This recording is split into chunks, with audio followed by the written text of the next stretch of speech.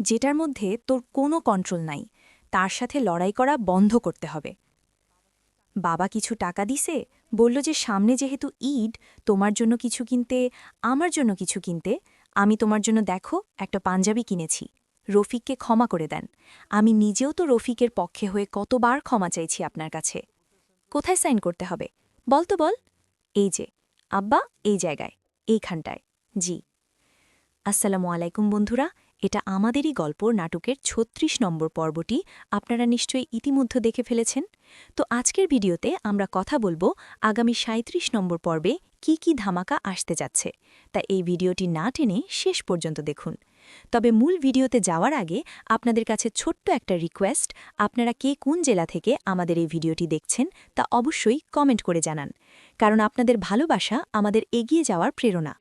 বন্ধুরা, ৩৬ নম্বর পর্বে আমরা দেখলাম ফাহাদ নিজের ভুল বুঝতে পেরে তার বাবা মায়ের কাছে ফিরে এসেছে, কিন্তু গল্পের আসল খেলা শুরু হবে আগামী ৩৭ নম্বর পর্বে। এই পর্বে আমরা দেখব ফাহাদ তার বাবার পৈতৃক সম্পত্তি বিক্রি করে দেওয়ার জন্য এক বিশাল চাল চেলেছে। সে তার বাবার কাছ থেকে একটি কাগজে সিগনেচার করিয়ে নিচ্ছে। ফাহাদ কি তবে তলে তলে অন্য কোনো ফন্দি আটছে?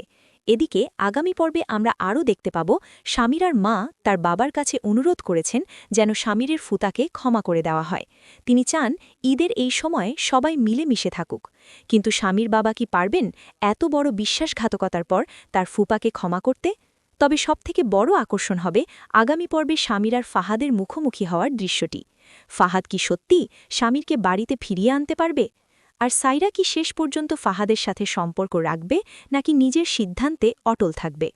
তো বন্ধুরা, আপনাদের কি মনে হয়, ফাহাদকে তার বাবার সম্পত্তি সত্যিই বিক্রি করে দেবে? আপনাদের মতামত জলদি কমেন্ট করে জানান। আর ভিডিওটি ভালো লাগলে লাইক দিন এবং পরবর্তী সব আপডেট সবার আগে পেতে আমাদের সাথে থাকুন। দেখা হচ্ছে পরের ভিডিওতে। ধন্যবাদ।